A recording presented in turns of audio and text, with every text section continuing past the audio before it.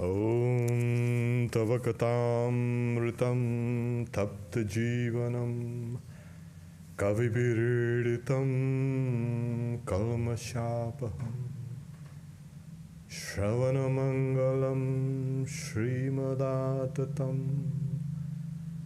Bhuvirnanti ye Bhuritachana.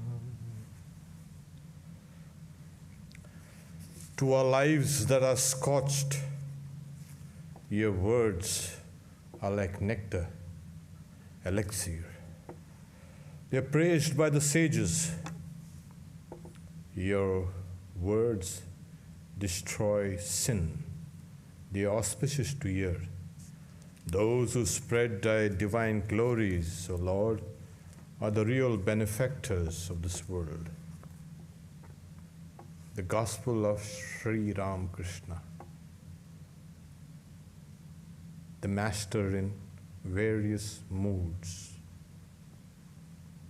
We are on page 585, second para. Sri Ramakrishna speaking to a group of devotees. According to Narada, the devotee should sing the name and glories of God. As we know, Narada has written a book or a discourse on devotion, bhakti. It's called Aphorisms of Devotion, Narada Bhakti Sutra. Well, it's ascribed to him. Narada is a sage that strides the entire gamut of spiritual literature in India. So vast. He's one of the immortals. In India, in spiritual literature, we have some of these immortals. He is one of the immortals. He is also a divine sage. Not only a divine sage, amongst the gods, he is the sage, their sage.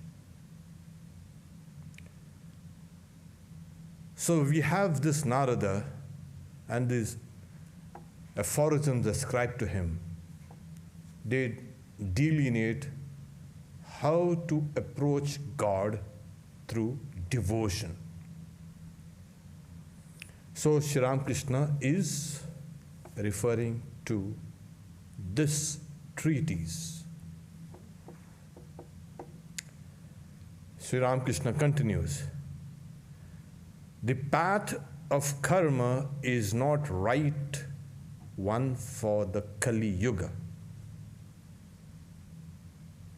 Why? Everybody works. Everybody is working. Yeah, we can see there's some works that are leading us to God, and there are some works that are leading us away from God. So when you say karma yoga, Swami Sri Ramakrishna says karma. Karma is, we are all doing karma. Most of our karma is mechanical or subconscious. We are doing things like an automaton. Karma, if done properly, attenuates the ego, purifies the mind, gives rise to devotion to God, makes one love every creature in this creation. But the ego comes in and takes in all the credit, as they say, usurps all that which is God's. And there are many factors that are in play when one works. So that's the reason why the path of karma is not the right one for the Kali Yuga. Well, but we are working. Well, there is a method. It's not far-fetched, but when you do work, you do it as a dedication to God. That becomes bhakti yoga. That becomes devotion. I belong to God. This work that I do belongs to God. And God is the ordainer of whatever results. But I'm not interested in that. What do I want? More devotion. A constant remembrance of Him. And when I constantly remember God, I'll do everything for God. So your ordinary karma is transformed into bhakti, devotion. I think that is clear.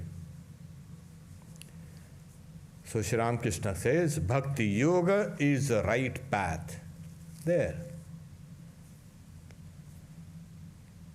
Why did he mention it? Karma is difficult, is not the right one for the Kali Yuga.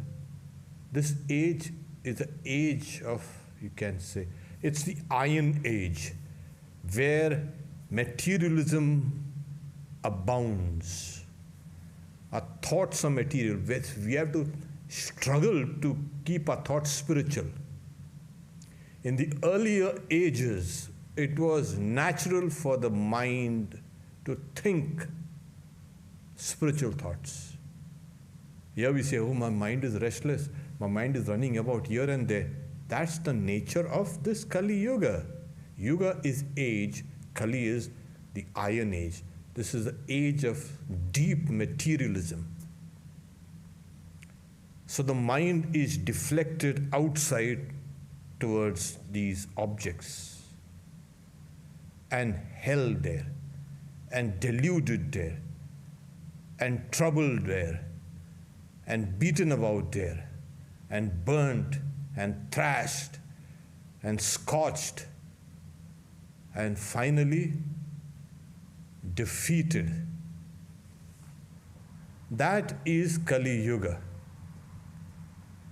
So we need to make a clear distinction. Sri Ramakrishna is not trying to dissuade us from karma. In fact, he is at times insistent that you do your karma, and he will. So this Kali Yuga is this, the age, the iron age. So that's why he says bhakti yoga is the right path. Okay. So much for this age. You always have things, whenever it's like God is the compassionate one. When things become difficult for you, when there are tremendous hurdles, when you just can't move towards God, God incarnates to help you, help every one of us, help creation. Why does God become an avatar? In order for souls to attain that God. Simple as this. So as this age is difficult, the mind is deflected into gross materialism, and you have to struggle to bring the mind here. Yeah, you can say, why? It's a constant struggle. So the Lord gives us means to wean our minds away from that and put it out here. So what are the means? The means is bhakti yoga, the yoga of devotion. Yoga in this case refers to joining the individual soul with the Supreme Soul, the union, the joining. The same word which is called yoke. Then as you keep your mind on God. As I said, constant remembrance. That's remembrance. You do it through any other way you like. Thinking of Him. There's a kind of undercurrent that's created in the mind. So then he says, then what do you do? Do your duties in the world as long as you need them to reap the fruits of the actions of your past lives. There you are. Keep on working. What do you do? Your karma now, your duties, your responsibilities becomes the means of hacking away the roots of those old karmas. Because karma always brings its own results, its fruits. So we are the results of a past karma. As certain things have rolled down, everything kind of keeps on rolling down. We think, oh, nobody is looking at me. But no, God is looking at you. And not only God is looking at you, your own karma is following you. Step by step. Where's this guy going? He's trying to hide somewhere. And he's like that Kakbhushundi. He's going everywhere around. The arrow is following the guy in the Ramayana. Hey, where do I go? So you have released, or you have performed a karma, and that karma circuits around the universe, comes back to you. And it's following you. Imagine you've done 1,000 karmas and you have 1,000 results all following you. Hey, this guy is mine. Hey, you don't see that guy. It's like a invisible cloud following you. You walk in that cloud. Well, we don't see it. Yeah, you don't see it, but that's the way it is. It's unerring. If you've done something, you're going to get the results of that. If you do good things, you're going to get good things. If you do bad things, you're going to get bad things. Simple as that. And if you do neutral things, it's neutral things. My karma is not going to you, Jack.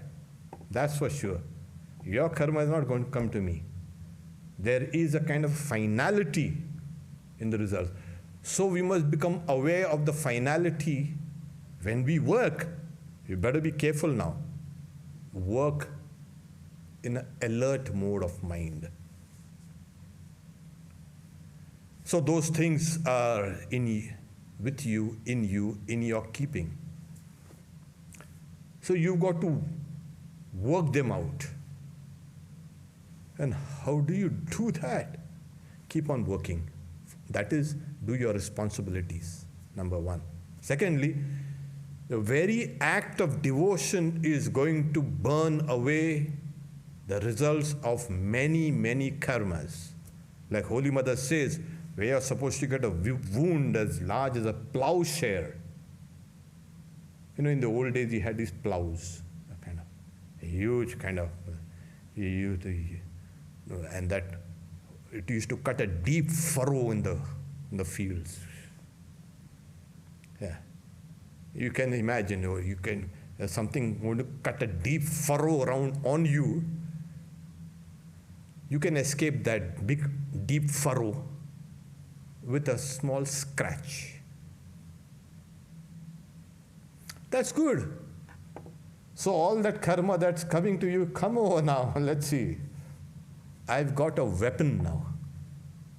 Devotion to God. And I'm supposed to work it out. If I don't work that thing, that's going to follow me, keep on following me. It's like, yeah. What about death? No. Death is nothing. In fact, death makes things worse. So better finish it before you die. Yeah. Finish it off. Let everybody come. Let come. You stand as a hero, be devoted to God and clear up your depths, clear up all your mess, rather. And that's the thing, clear up your mess. The mess that you've created now, you better clear it up. And until you clear it up, you cannot get released. So devotion to God itself is a tremendous, you can say, means, a powerful means to finish off your... Because Sri Ramakrishna is very clear, he's saying, do your duties in the world as long as you need them to reap the fruits of the actions of your past lives. So what did I do wrong? Find out what you did. Maybe something I did in my previous births. Yeah, of course. Now you're getting the things right. So it has been rolling down. He used a plural, lives, not life. I fall down from heaven like an angel, I become like a devil, and then suddenly I will go up and become an angel again. How is that possible? That is not possible. That's illogical. So if I was a devil, I've come down, I stay a devil, and when I leave, I have the chance of becoming an angel. Yeah. Okay. So these things which had been accumulating over years and years and lifetimes, they are all there with you. But where do they follow me like a cloud? Yeah, that's just kind of a way of saying, kind of just. Like, for instance, Indra was sitting down there, and there's a person who kills a cow because a cow had entered a person's garden and he was eating and destroying the garden, the flowers and such. So he was so furious, he hit the cow so bad and died. Now killing a cow, go hatya, in Hinduism it's one of the biggest sins. Yeah. So he had studied a little Vedanta. So he's saying, the presiding deity of my hand is Indra. Every limb, every part of your body has a presiding deity. Like the eye has the sun, the light, so you can see. And the nose has earth, so you can smell. The ears have space, that's things flow through space, come and enter here. The skin has air, okay, all these things. And water has, touches air, and you have the feeling of coolness, the water, wetness, etc. So all these things are there. Now, so the presiding deities are all over the place. So you see, Indra has done this deed. So the sin of killing a cow, it comes like a black fog. Black, it's not white, because the deed is black, so it's kind of black. The black fog comes in. See, just a moment, see, Indra has done it. Oh, really? Okay. So that sin goes to Indra. Now, Indra is the king of the gods sitting down there in this high heavens. And so sin, you can't escape it, even if you're in the high heavens, and even if you're like the king of the gods. Like something like Zeus, Zeus Pater. He goes, there's just a moment, there's some mistake around here. No, there's no mistake here. The guy said, you killed a cow. Me? How can I kill? So he's saying, I'll get things clarified. Comes down and starts in a form disguised as a poor person, and then starts praising the garden. And that person who owns that garden, he was full of praise and, oh yeah, that's me, I've done this. Then slowly Indra leads him to where the dead cow lay. Hey, what's this? Who's done that? They're saying, all the good things you've done. And when the bad thing happens, you think Indra has done it. You rascal, you take back your sin. And then the sin enters into this guy. It's kind of a, in our mythology we have such beautiful stories that illustrate the philosophers and how do we now account for this. So you do something and the seeds remains here. It's like in the old days, like, you take a ticket and you tear half, you give half to the other guy. See, how do I know that you are the same guy? We'll match the tickets, the tone halves. So something like that. When you do something, you tear half whatever is there, and it goes out and it comes back to you and then it matches, Okay, yeah, you're the right guy. So that half is kept here in the subconscious mind. That's why it seeks you out. Of course, there are other philosophers who say the seeds of the karma, they lie embedded in the buddhi, in the intellect. But it doesn't matter, it's just in your mind, subconscious mind. That's better. So you are supposed to work out your karma. Karma chai. Keeping your mind on God. Like Sri Ramakrishna also says, hold one hand to God and one hand to work. And when you finish your work, hold God with both hands. That's the idea.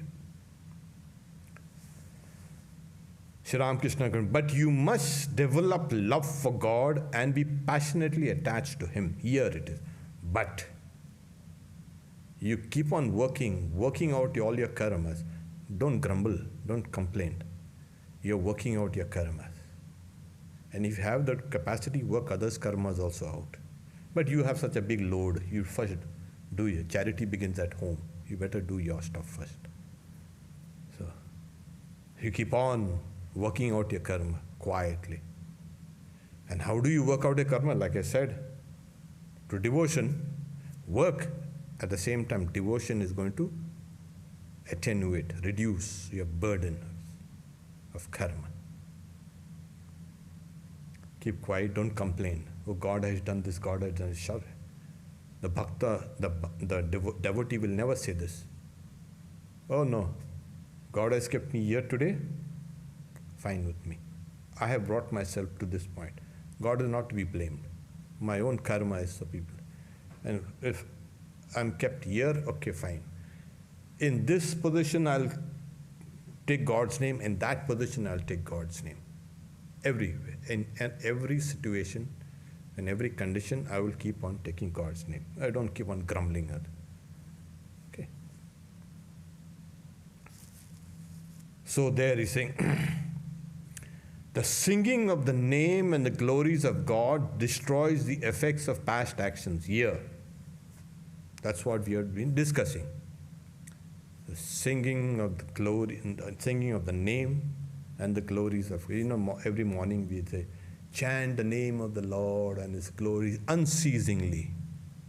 That's the idea you're supposed to. Unceasingly. Pray unceasingly, as they say.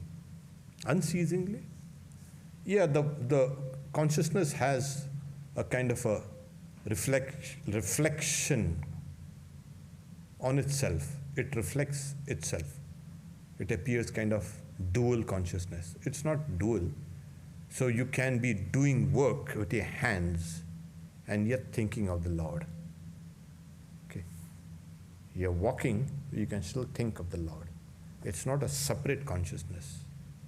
It's a one consciousness reflecting. So you keep on. So this is what. Otherwise we'll keep on thinking irrelevant things. Most of our thoughts are irrelevant. When we are not thinking of Lord, it's taking us away. So the singing of the name and the glories of God destroys the effects of past actions. See, here it is. They are so powerful. The singing of the name and the glories of God is so powerful, it can cut all the bonds. So now you have a weapon, you have a means to attain this bhakti. So what do you require? The singing of the names, and there's Sri Ramakrishna says in a different place. First, there's the steadfastness, nishtha. You must be steadfast. And as the steadfast nature of yours keeps on growing, that becomes bhakti, devotion. So nishtha into bhakti. Bhakti matures into bhava, high bhakti or deep bhakti. And that bhava goes into because even greater, it's called mahabhava, great bhava. But it's okay if you can stop at bhava, that's okay. You've got everything there. So bhakti has got two components. One is the preparatory and one is the higher, para. The preparatory is, I must do so much of japa, I must do so much of this and that and this and that. Everything is measured. And it slowly, slowly increases. This is the preparatory stage. And as you're pushing through with steadfastness, you will find the idea of devotion growing up, growing and growing and growing. And then it will smash all the obstacles and all the doors and windows and everything and rush out. It will go straight to the feet of the Lord. This is called spontaneous devotion. You see in the lives of great devotees. Yes, spontaneous devotion. Sri Ramakrishna saw white cranes against a black backdrop of dark clouds and he goes into samadhi. So this is spontaneous. So you just can't. And you find Sri Ramakrishna, some of his visitors and devotees also, they used to look at him and feel like weeping, crying. Why? Weep for God, of course. And so this was spontaneous devotion to Sri Ramakrishna. So Sri Ramakrishna continues, you don't have to perform duties all your life. There it is. Oh, this is my duty, this is my duty. Keep quiet. Your biggest duty is to love God. Don't take the other duties as an excuse to escape this primary duty. So this is what he's saying. You don't have to perform duties all your life. As you develop unalloyed love and longing for God, your duties become fewer and fewer. So that is what. As devotion to God increases, the Lord also will reduce, or you through your own devotion are reducing your burden of karma. Slowly it's getting less and less and less. So what? So you can give a major portion of your mind now to God. All duties then become sacred. Life becomes sacred. This world becomes sacred. This is the very first indication of devotion. Do you have devotion? Yeah, I have. Then the devotee will never say, oh, this world is horrible, miserable, terrible. There's no end in sight of that. It's dark, sinful. The devotee will never say that. For him, life has become sacred, and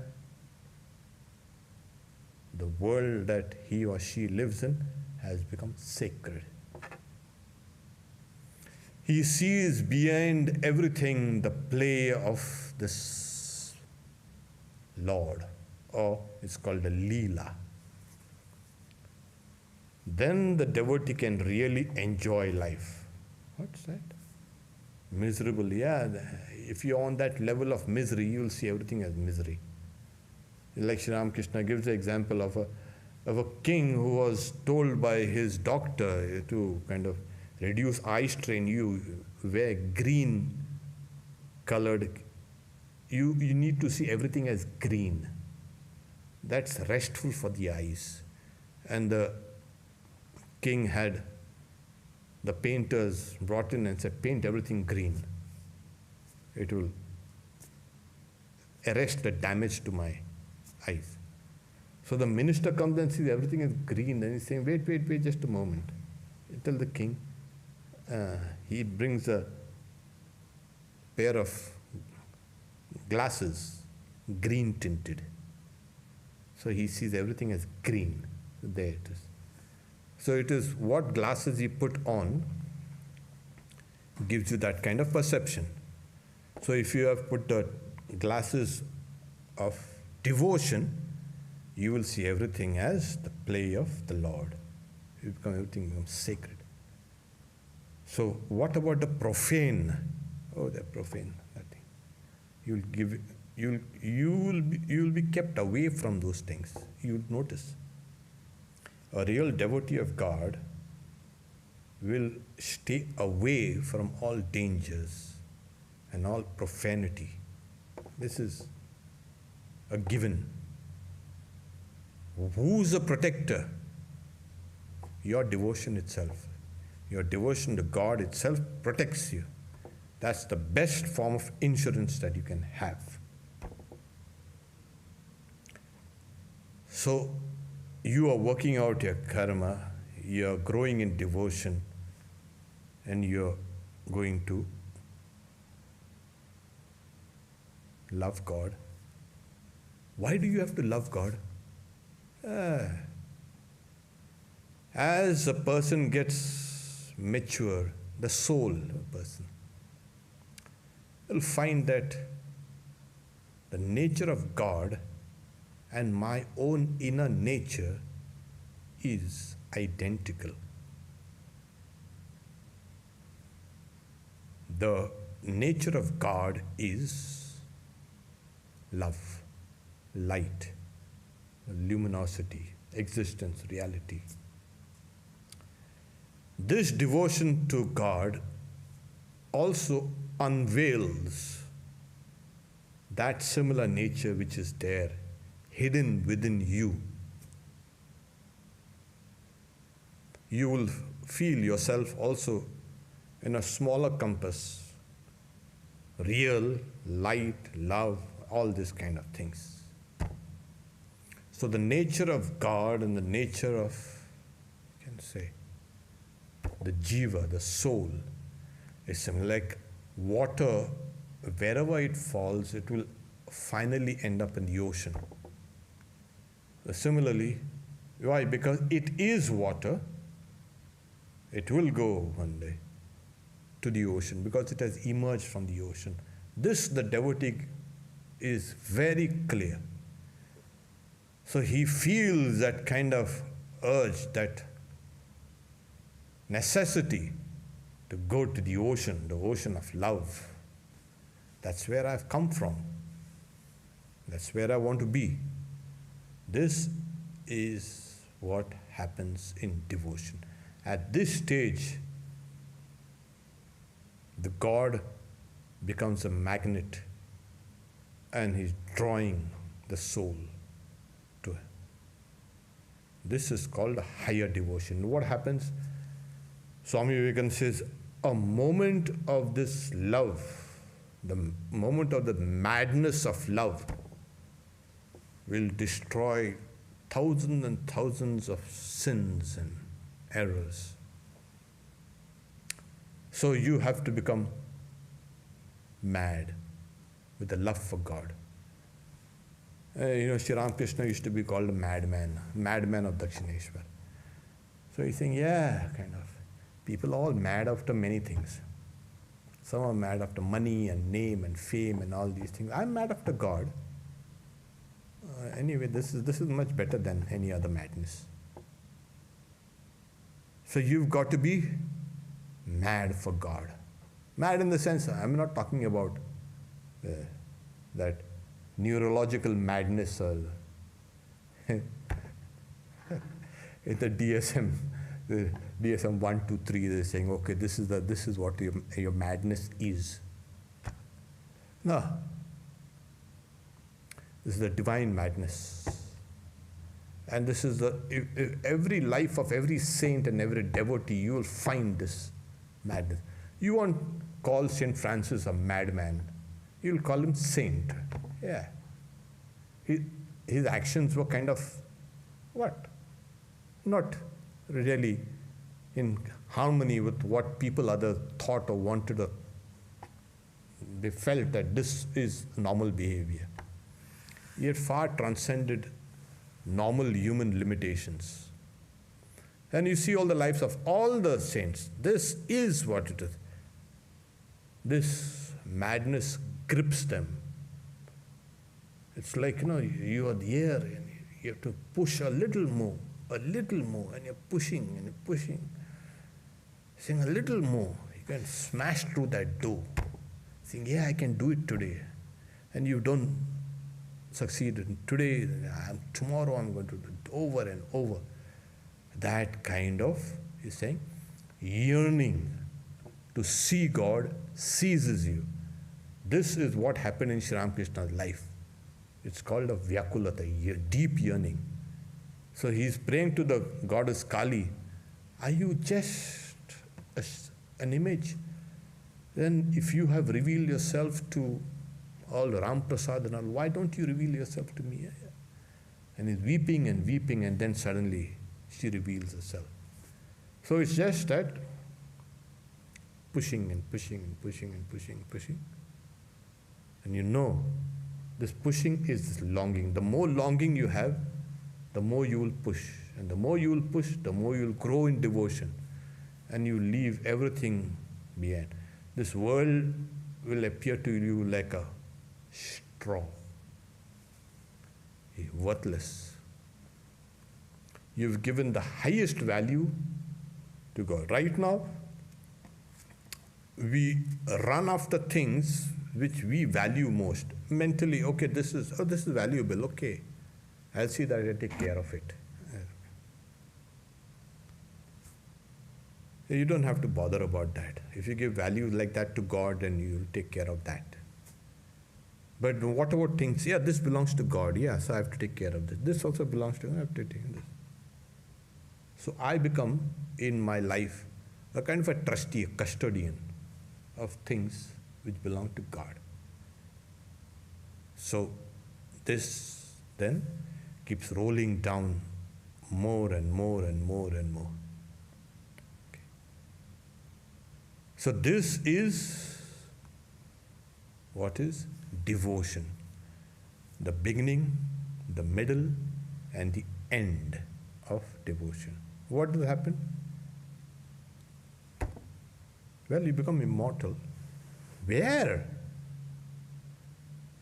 Well, you can become immortal because you merge in that nature of God. You merge there in God. So you become part of a God, part of God. We keep on saying we enter into that abode of God. The abode of God and God is the same. Okay. So you start with, I'm a part of God, I'm a child of God, I'm a servant of God, and everything. You build up a relationship, and then you finally come closer and closer and merge in that. So that is what that intensity of love, divine love, can break off all bondages, internal and external. Om Shanti Shanti Shanti Harihi Om Tat Sat Shri Ramakrishna Arpanamastu. Have no questions. Everybody is pondering deep. Good. We have Bhagavad Gita here tomorrow. I will be speaking on the 9th chapter. The kingly secret, the kingly knowledge, the sovereign knowledge, or sovereign, you can say, secret. chapter 9 of the Bhagavad Gita. Om, peace, peace, peace.